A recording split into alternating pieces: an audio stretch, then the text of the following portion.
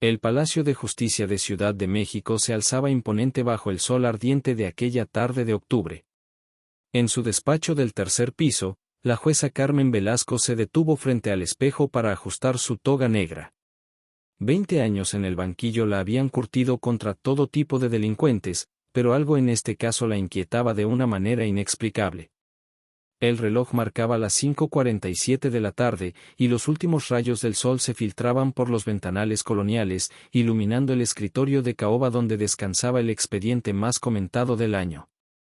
Carmen pasó sus dedos por la carpeta marrón, sintiendo el peso de cientos de páginas de evidencia y testimonios que documentaban una serie de crímenes que había paralizado a la ciudad durante 3 años.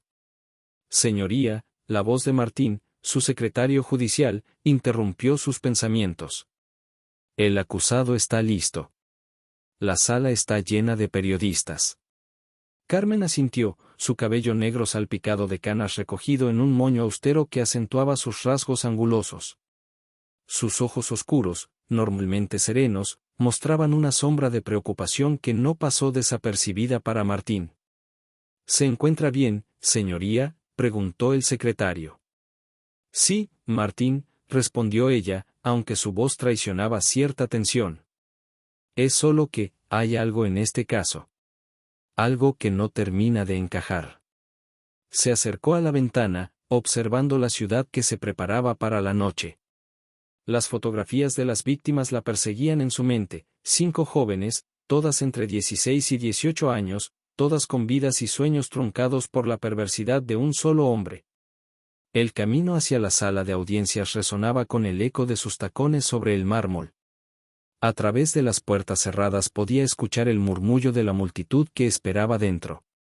Carmen inhaló profundamente, enderezó los hombros y asintió al oficial. Todos de pie, anunció el oficial de la corte. Preside la honorable jueza Carmen Velasco. La sala estaba abarrotada. Periodistas, familiares de las víctimas, oficiales de policía y estudiantes de derecho observaban en silencio mientras ella tomaba su lugar tras el estrado.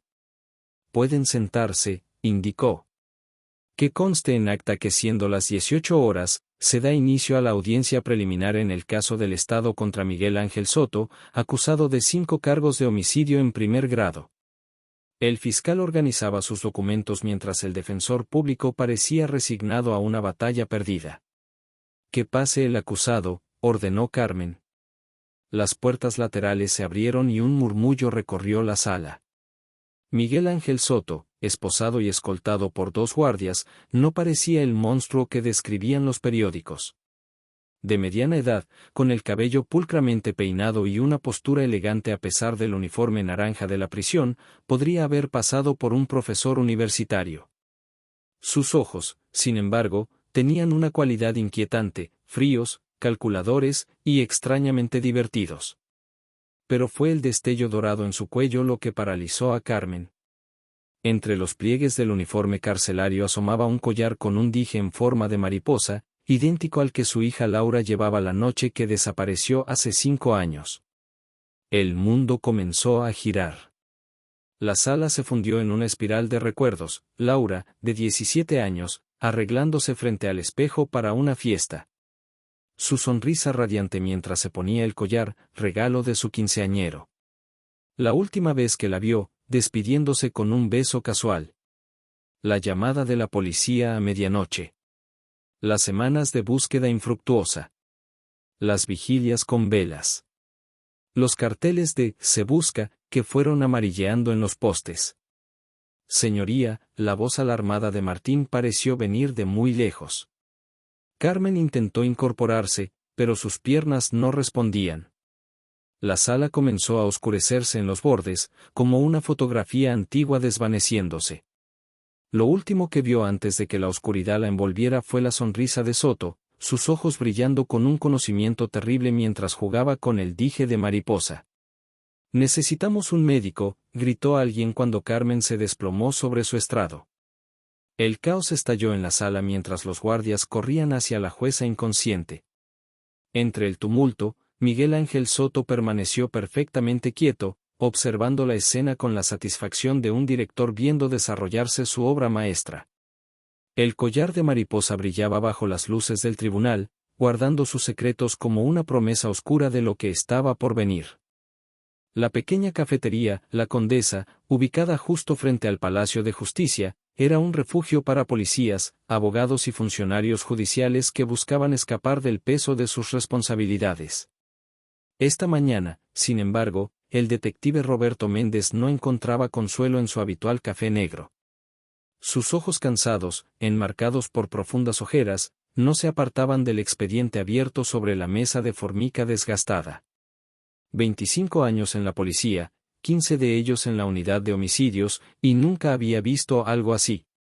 El desmayo de la jueza Velasco el día anterior había provocado un caos mediático, y los periódicos de la mañana especulaban salvajemente sobre las razones. Pero Roberto sabía algo que los periodistas ignoraban: el collar que llevaba Miguel Ángel Soto. ¿Más café, detective?, preguntó María, la mesera que conocía su rutina desde hace una década.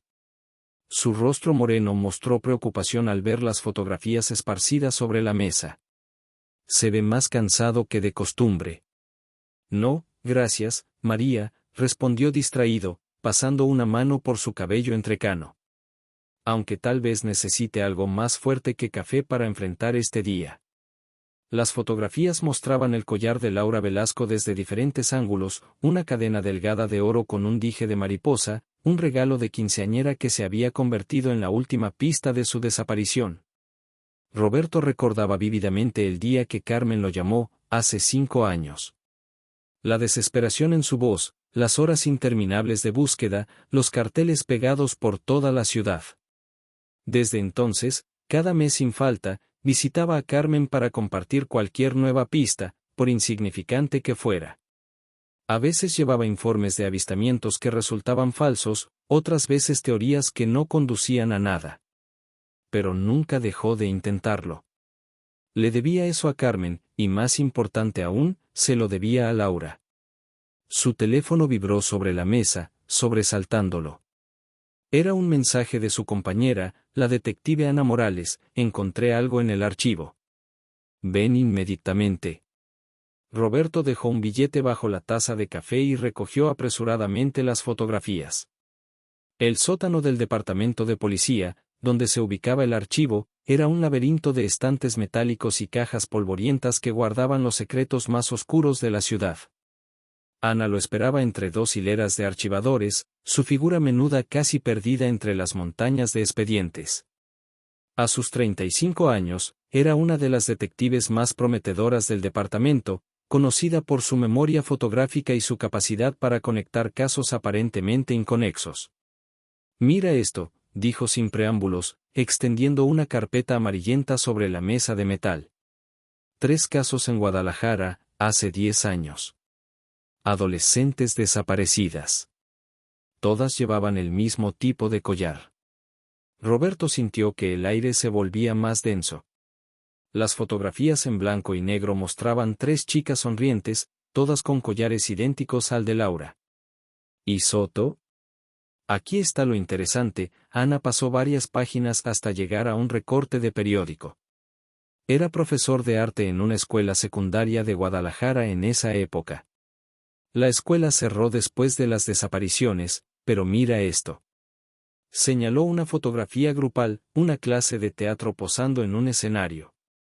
En el centro, más joven pero inconfundible, estaba Miguel Ángel Soto. Y alrededor de su cuello, brillando tenuemente en la fotografía en blanco y negro, un collar con un dije de mariposa. Dios mío, murmuró Roberto, su mente trabajando a toda velocidad. Los collares no son trofeos, son parte de su ritual. Hay más. Ana sacó otra carpeta, esta más reciente. Después de que cerrara la escuela, Soto trabajó en varias compañías de teatro por todo el país. Y en cada ciudad. Desaparecían chicas, completó Roberto, sintiendo un escalofrío. ¿Cómo no lo vimos antes? Porque nunca buscamos en Guadalajara. Nos concentramos en el DF y sus alrededores. Ana se pasó una mano por el cabello con frustración. Pero hay algo que no entiendo. ¿Por qué usar el collar de Laura ayer en el juicio? Sabía que Carmen lo reconocería. Roberto se levantó de golpe, tirando la silla. Exacto. Quería que lo reconociera. Esto es parte de su espectáculo. ¿Qué quieres decir? Soto no es solo un asesino, es un director de teatro. Para él, todo es una actuación. El juicio, el collar, el desmayo de Carmen, todo está coreografiado. Ana palideció.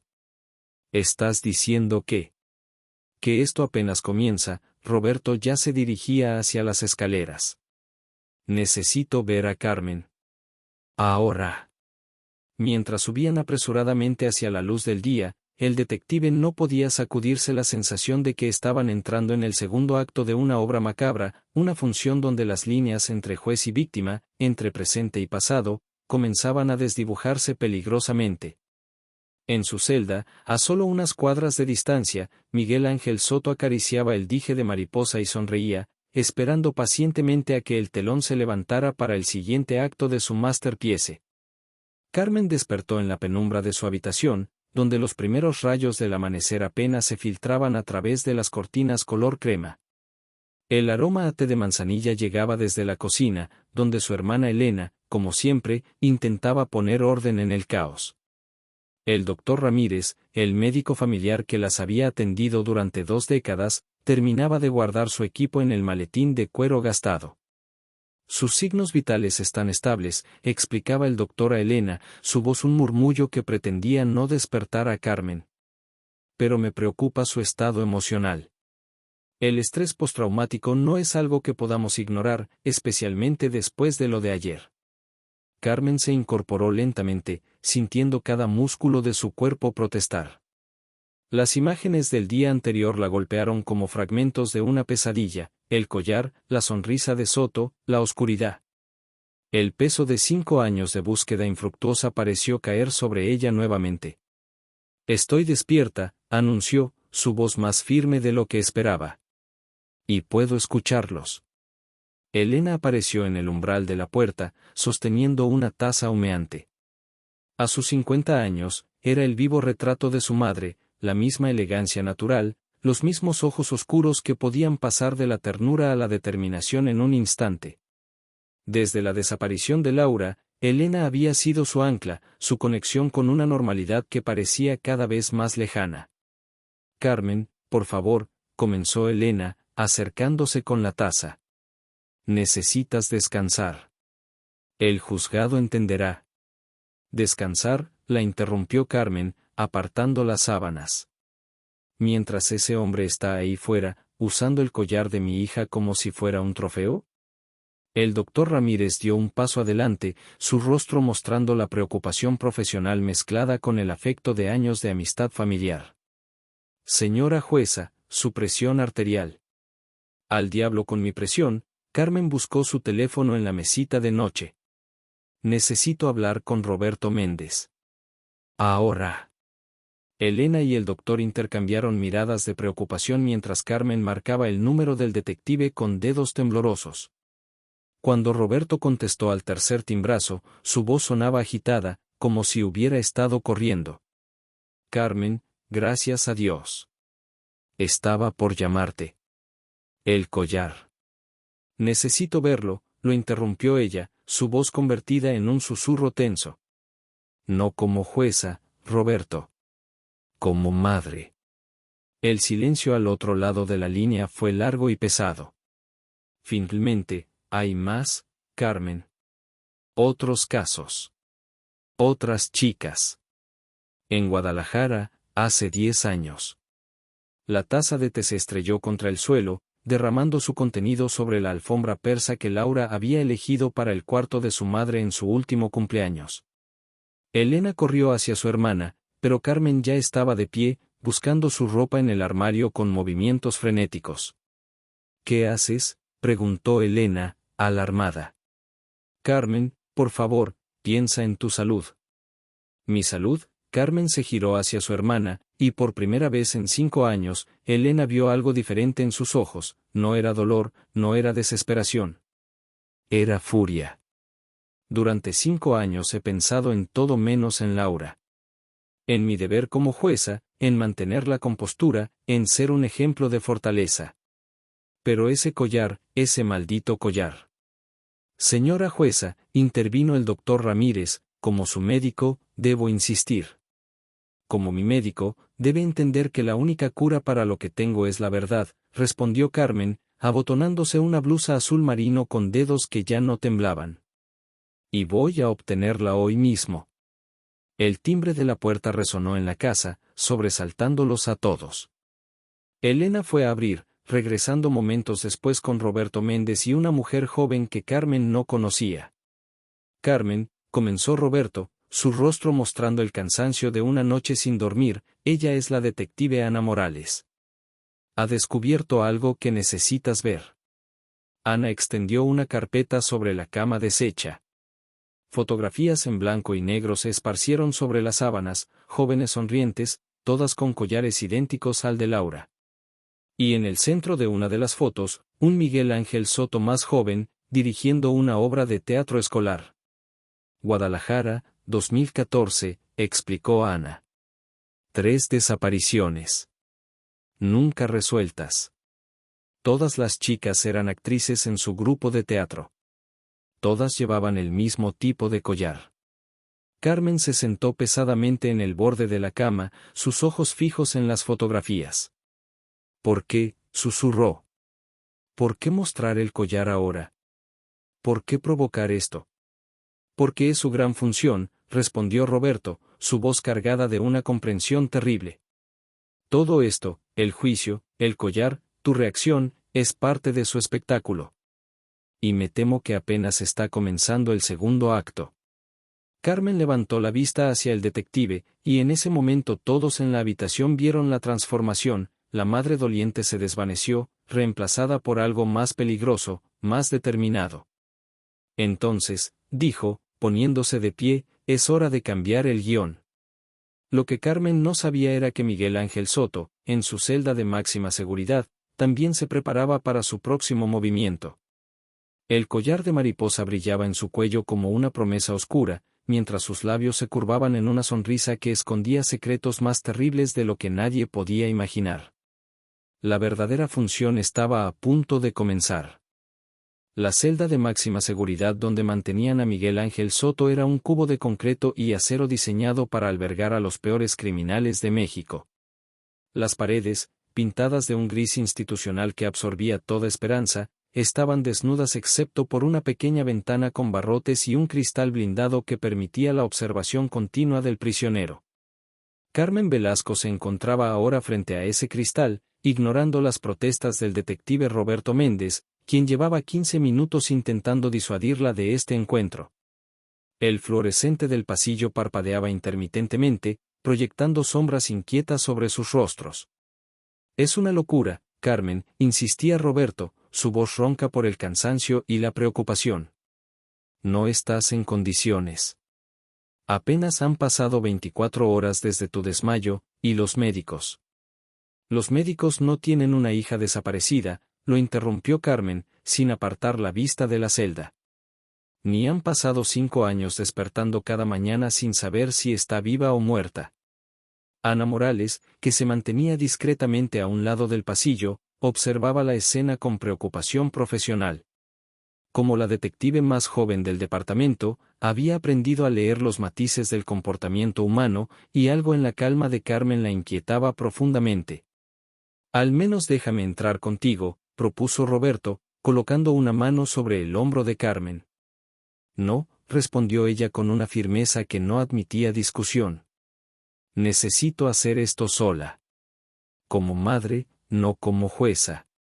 El guardia de la prisión, un hombre corpulento llamado Ramírez que llevaba 20 años trabajando en el penal, se acercó con un manojo de llaves tintineando en su cinturón. Señora jueza, debemos seguir el protocolo. 5 minutos máximo, y el prisionero permanecerá esposado en todo momento. Carmen asintió mecánicamente, mientras se quitaba el reloj y sus aretes, siguiendo el procedimiento estándar. El collar con el crucifijo, sin embargo, se negó a quitárselo. Es una reliquia familiar, explicó al guardia. Y hoy lo necesito más que nunca. Ramírez dudó un momento, pero finalmente asintió. La puerta de acero se abrió con un chirrido metálico que resonó por todo el pasillo. Soto levantó la vista cuando ella entró, sus ojos brillando con algo parecido a diversión. El collar con la mariposa dorada seguía en su cuello, provocativo y burlón. Jueza Velasco, sonrió, mostrando dientes perfectamente blancos. ¡Qué honor! ¿Se encuentra mejor? Su desmayo nos preocupó a todos. Carmen ignoró la pregunta y la falsa cortesía, sus ojos fijos en el collar. ¿Dónde lo conseguiste? Esto, Soto tocó el dije de mariposa con sus manos esposadas, casi con ternura. Un regalo. De una estudiante muy especial. Tenía un talento único para el teatro, ¿sabe? Una verdadera artista. Mi hija nunca fue tu estudiante, la voz de Carmen era apenas un susurro, pero cargado de una intensidad que hizo que incluso Soto parpadeara. Su hija, fingió sorpresa, sus ojos oscuros estudiando cada reacción en el rostro de Carmen. ¡Qué coincidencia más fascinante! Fuera de la celda, Ana trabajaba frenéticamente en su tablet, siguiendo una corazonada. Los registros escolares de Guadalajara se desplegaban en la pantalla mientras sus dedos volaban sobre el teclado. Roberto, llamó en voz baja. Mira esto. Los documentos mostraban que Soto no solo había sido profesor de arte en aquella época, sino también director del club de teatro de la escuela. Cada una de las chicas desaparecidas había participado en sus producciones. Todas estuvieron en su club, murmuró Ana, su mente conectando los puntos. Todas recibieron papeles protagónicos. Y todas recibieron un collar como regalo de su director, completó Roberto, sintiendo que el estómago se le revolvía. Dentro de la celda, el interrogatorio continuaba. Soto se había reclinado en su catre, adoptando una postura relajada que contrastaba con la tensión visible en cada músculo del cuerpo de Carmen. El teatro es un arte fascinante, reflexionó Soto, como si estuviera dando una clase. Cada función es única, irrepetible. La vida y la muerte se entrelazan en el escenario, y el público contiene el aliento, esperando el siguiente acto. No estoy aquí para escuchar tu filosofía del teatro, cortó Carmen. Quiero saber dónde está Laura. Laura, Soto saboreó el nombre como un caramelo. Un nombre hermoso para una chica hermosa. Ella amaba el teatro, ¿sabe? Tenía un don especial para los papeles trágicos. Carmen dio un paso adelante, sus puños apretados. ¿Qué le hiciste? Yo, Soto levantó las cejas con fingida inocencia. Yo solo soy un director, señora jueza. Mi trabajo es guiar a los actores hacia su mejor interpretación. Y su Laura dio la actuación de su vida. En el pasillo, el teléfono de Ana vibró con urgencia. Un correo electrónico del departamento forense acababa de llegar. Dios mío, susurró mientras leía. Roberto, encontraron algo en su casa. Un sótano oculto detrás de una falsa pared. Hay videos. Roberto miró a través del cristal blindado. Carmen estaba inclinada hacia adelante, hipnotizada por el relato de Soto, quien parecía cada vez más animado, más complacido con cada palabra que pronunciaba. Hay que sacarla de ahí, dijo el detective, dirigiéndose hacia la puerta. Ahora. Pero antes de que pudiera alcanzar la manija, la voz de Soto se elevó, clara y teatral. ¿Quiere ver su última actuación, señora jueza? La grabé especialmente para usted. Una función privada, podríamos decir. El rostro de Carmen perdió todo color. ¿Qué? Oh, sí, Soto se inclinó hacia adelante, sus ojos brillando con una luz febril. Laura fue mi obra maestra. Su interpretación del dolor, del miedo, de la esperanza desvaneciéndose, simplemente sublime. Incluso la grabé. Para la posteridad, comprenderá. Carmen se tambaleó hacia atrás como si hubiera recibido un golpe físico. La puerta se abrió de golpe y Roberto entró precipitadamente. Carmen, sal de ahí, gritó el detective, pero era demasiado tarde. Soto había logrado exactamente lo que quería, la jueza incorruptible, la madre destrozada, la mujer que buscaba justicia, todas esas facetas de Carmen Velasco se habían fundido en una nueva versión de sí misma. Una versión que estaba dispuesta a cruzar cualquier línea por encontrar la verdad. Y mientras los guardias la escoltaban fuera de la celda, la risa suave de Soto lo seguía por el pasillo, mezclándose con el zumbido del fluorescente defectuoso y el tintineo de las llaves del guardia Ramírez. El juego del gato y el ratón había comenzado, pero ya no estaba claro quién era quién en esta macabra representación. El interrogatorio continuaba en la sala de visitas del penal, convertida ahora en un peculiar escenario donde cada participante interpretaba su papel asignado. Los fluorescentes zumbaban suavemente sobre sus cabezas, creando sombras inquietantes que bailaban en las paredes despintadas. Miguel Ángel Soto jugaba distraídamente con el collar de mariposa mientras hablaba de arte, de belleza, de juventud preservada para siempre en el ámbar eterno de sus performances. Carmen Velasco, sentada frente a él, mantenía una calma exterior que contrastaba violentamente con la tormenta que rugía en su interior. Su toga de jueza había sido reemplazada por un traje sastre negro, como si estuviera de luto por la inocencia que había perdido el día anterior. Cada pieza cuenta una historia, decía Soto, acariciando la mariposa dorada con una delicadeza perturbadora. Como esta pequeña belleza. Tan frágil, tan efímera, como ella. Como todas ellas. En una sala contigua, separados por un espejo unidireccional, Roberto Méndez y Ana Morales observaban el interrogatorio. Ana tecleaba frenéticamente en su laptop, correlacionando fechas, lugares y desapariciones con la precisión de un relojero. Los registros del Teatro Municipal de Guadalajara, murmuró Ana, sus ojos fijos en la pantalla. Soto dirigió 6 obras entre 2012 y 2014. En cada producción, una actriz principal desapareció durante los ensayos finales. Roberto se pasó una mano por el rostro cansado. ¿Y los collares? Aparecen en todas las fotografías promocionales. Cada protagonista llevaba uno, aparentemente un regalo del director para marcar su debut en el escenario profesional. En la sala de interrogatorios, Carmen mantenía su mirada fija en Soto. ¿Dónde está Laura? Laura, Soto saboreó el nombre como un sommelier degustando un vino fino. Ella amaba el teatro, ¿sabe? Tenía un don natural para los papeles trágicos. La manera en que sus ojos podían transmitir dolor, esperanza, desesperación, una verdadera artista. Mi hija nunca actuó en ninguna de tus obras, la voz de Carmen era apenas un susurro contenido. Oh, pero si lo hizo. Soto se inclinó hacia adelante, sus ojos brillando con un entusiasmo febril. Su mejor actuación, de hecho. La forma en que interpretó el papel de la doncella cautiva, sublime. Cada lágrima, cada súplica, cada momento de esperanza desvanecida, todo perfectamente ejecutado.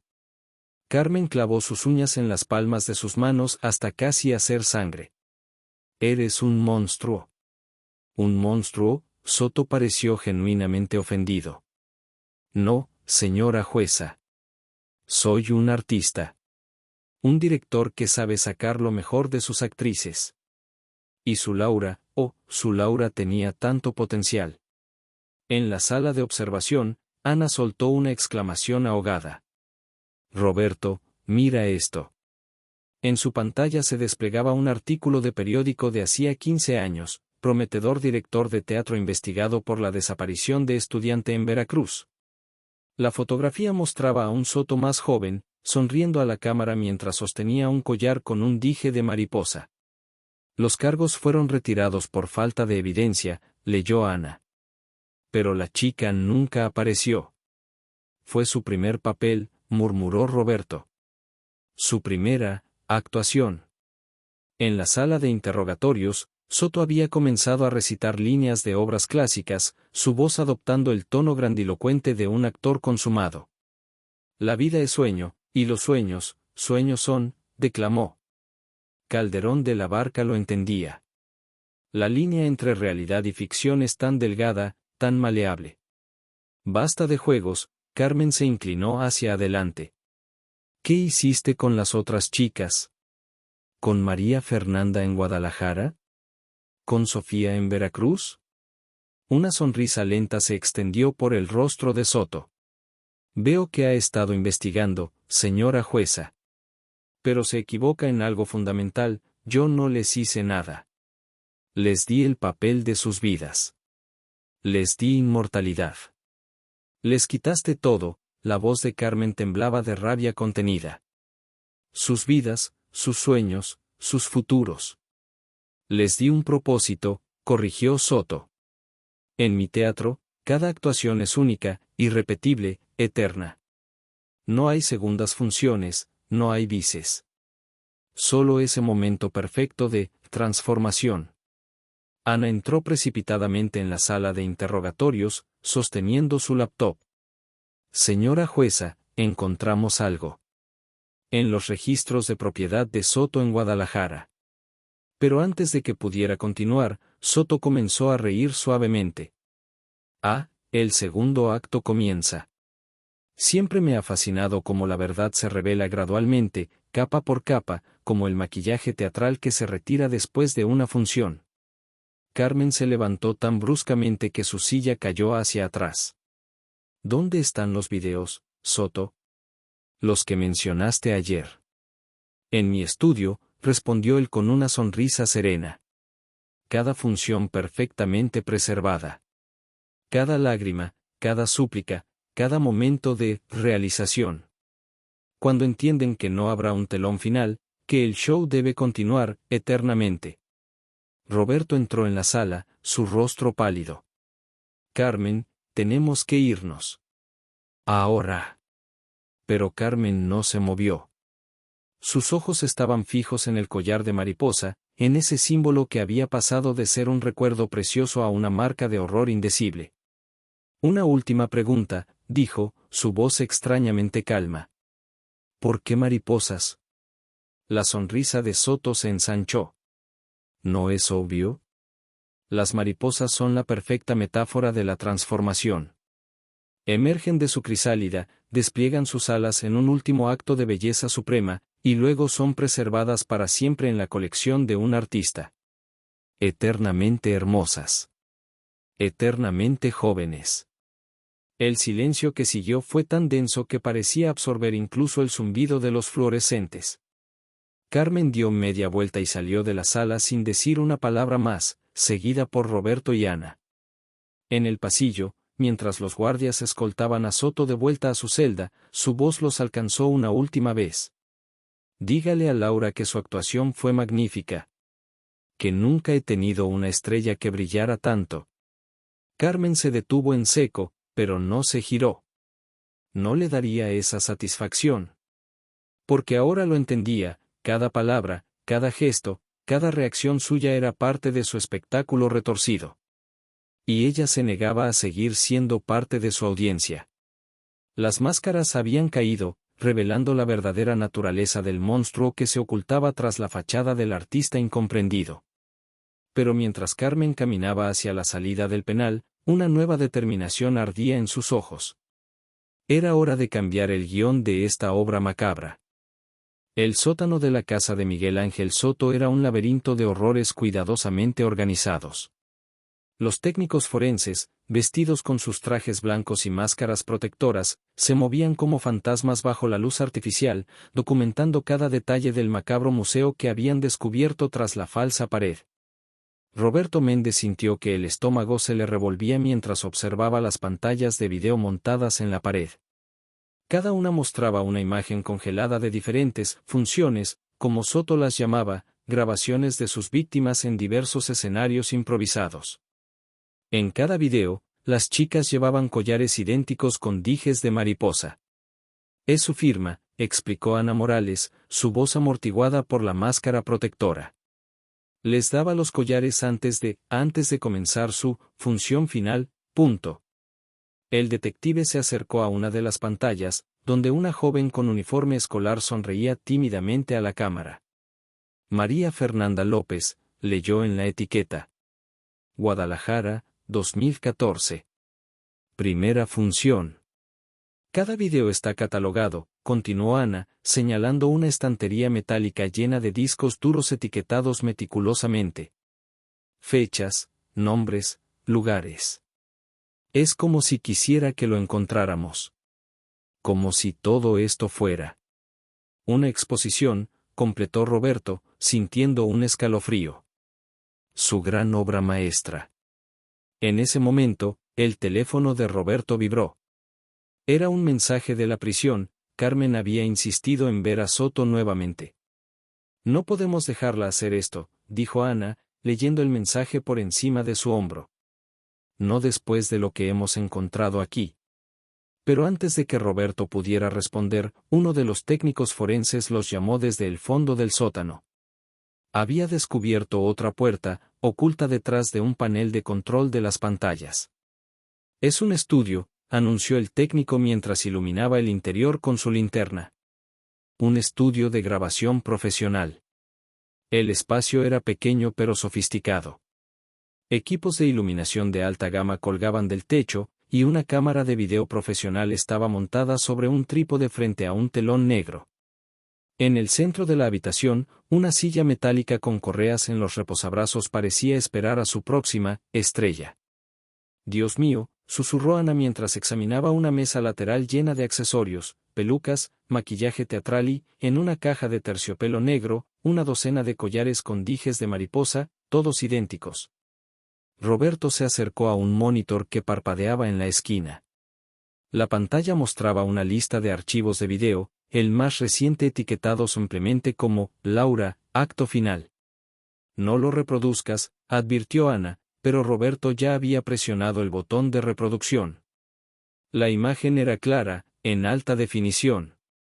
Mostraba a Laura Velasco, la hija de Carmen, sentada en la misma silla metálica que ahora estaba vacía frente a ellos. El collar de mariposa brillaba en su cuello bajo las luces del estudio. Corta la reproducción, ordenó Roberto, incapaz de ver más. Pero antes de que pudieran hacerlo, algo en el fondo del video captó su atención. Espera, ¿qué es eso? Ana se inclinó hacia la pantalla.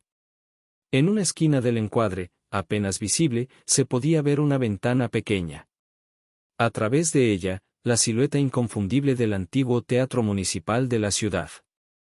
Ese edificio, murmuró Ana, su mente trabajando a toda velocidad.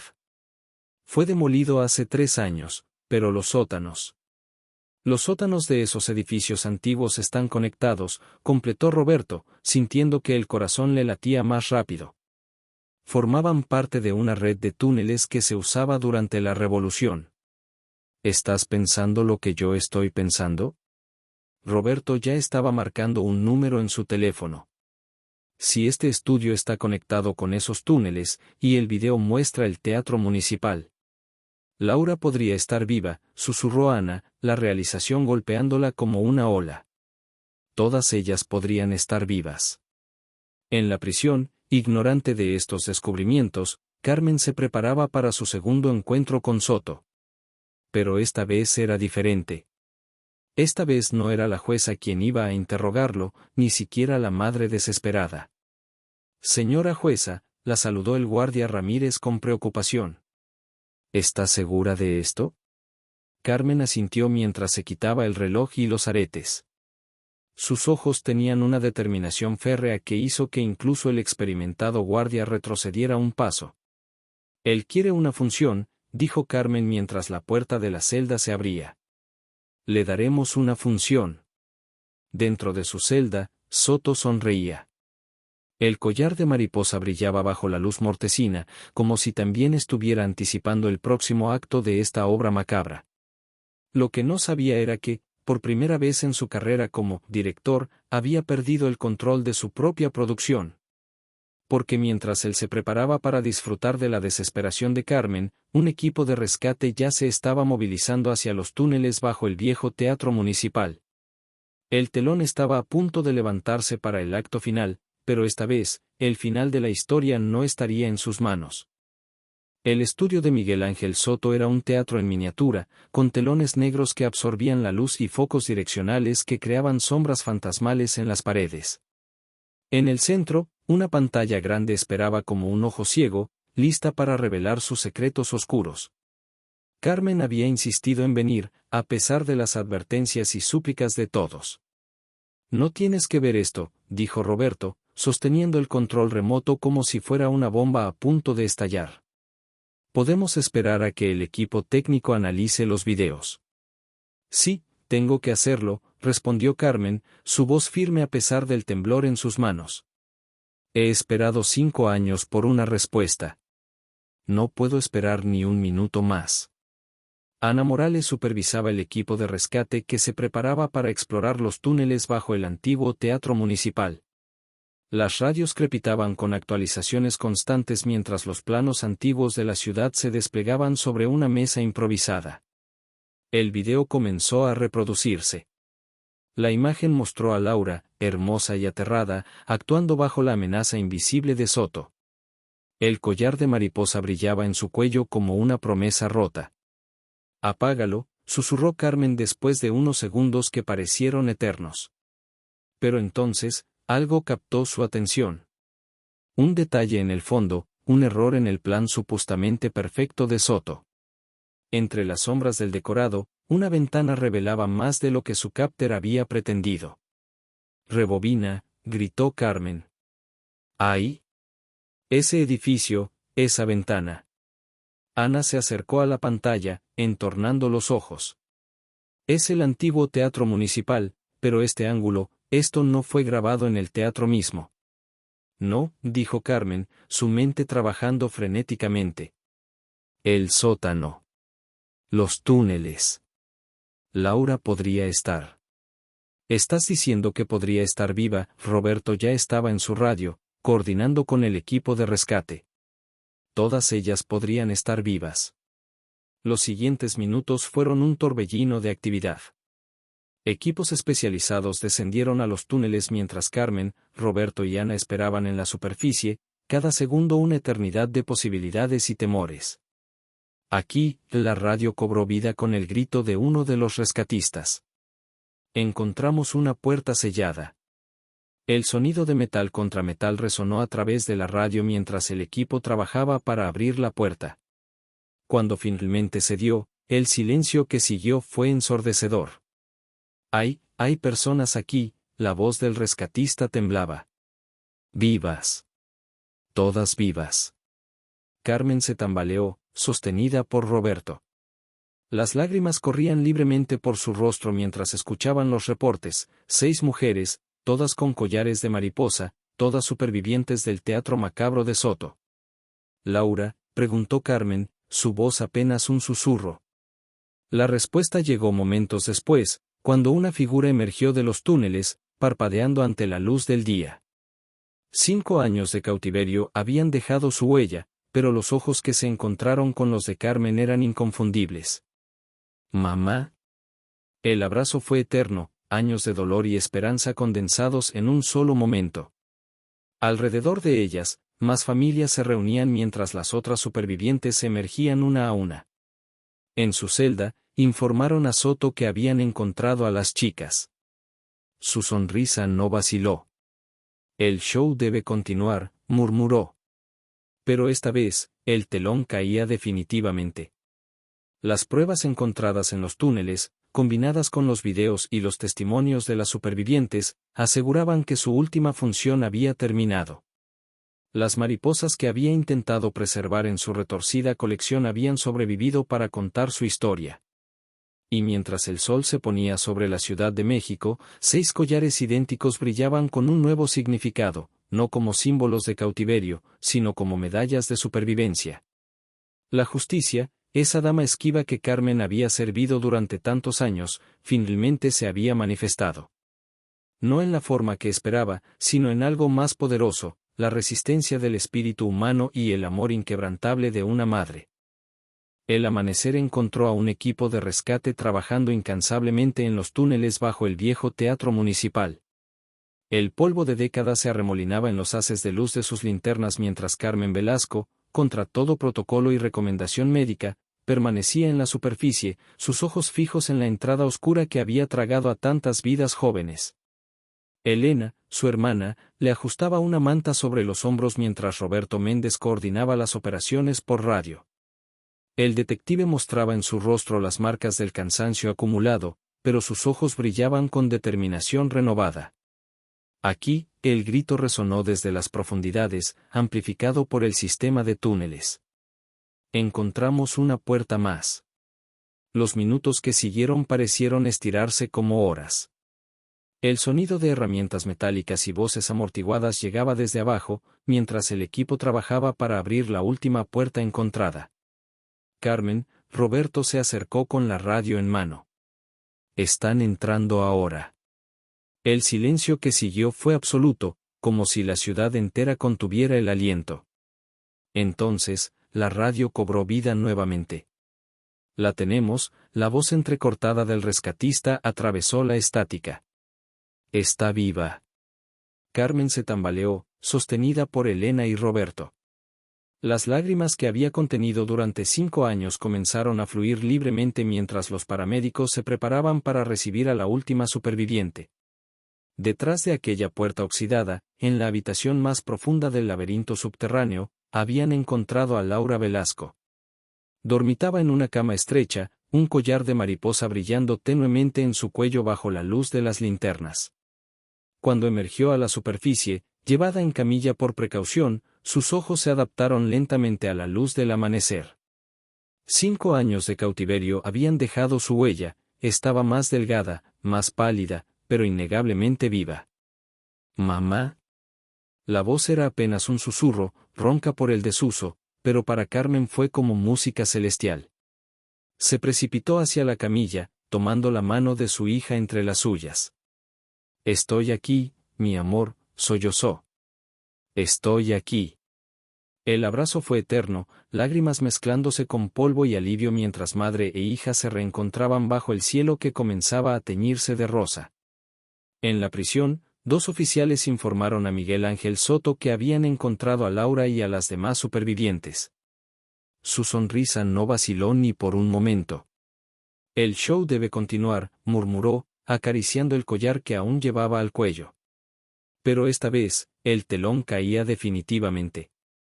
Las pruebas encontradas en los túneles, sumadas a los videos recuperados de su estudio y los testimonios de las supervivientes, construían un caso irrefutable. Su teatro del horror había llegado a su fin. Meses después, en la sala del tribunal, Carmen Velasco presidía la sentencia. Su hija, recuperándose día a día con ayuda de terapia y el amor incondicional de su familia, observaba desde el público. Ya no llevaban collares de mariposa, en su lugar, ambas lucían nuevos dijes en forma de fénix, símbolo de renacimiento y esperanza. «Miguel Ángel Soto», pronunció Carmen, su voz clara y firme resonando en la sala llena. «Este tribunal, habiendo considerado todas las evidencias presentadas, lo encuentra culpable de secuestro agravado, tortura psicológica y tentativa de homicidio». La lista de cargos continuó, cada uno un clavo más en el ataúd de las ambiciones artísticas de Soto. Su sonrisa finalmente se desvaneció cuando escuchó la sentencia: cadena perpetua sin posibilidad de libertad condicional. Mientras los guardias se lo llevaban, Carmen miró a su hija. Laura había comenzado a escribir un libro sobre su experiencia, transformando el horror en esperanza para otras víctimas. Las otras supervivientes también estaban presentes, cada una llevando su propio símbolo de renacimiento. «Se acabó», susurró Elena, apretando la mano de su hermana. «No», respondió Carmen suavemente. «Es un nuevo comienzo». Al salir del tribunal, el sol brillaba con fuerza sobre la Ciudad de México. Los periodistas esperaban afuera, ávidos de declaraciones, pero Carmen solo tenía ojos para su hija. Laura sonreía, y en esa sonrisa estaba la promesa de un futuro que, durante 5 largos años, había parecido imposible. El collar de fénix brillaba en sus cuellos, recordándoles que de las cenizas del dolor pueden hacer algo hermoso y fuerte. La justicia, como el amor de una madre, había encontrado su camino en la oscuridad, transformando una tragedia en un testimonio de supervivencia y esperanza. La última función había terminado, pero la verdadera historia, la de sanación y renacimiento, apenas comenzaba.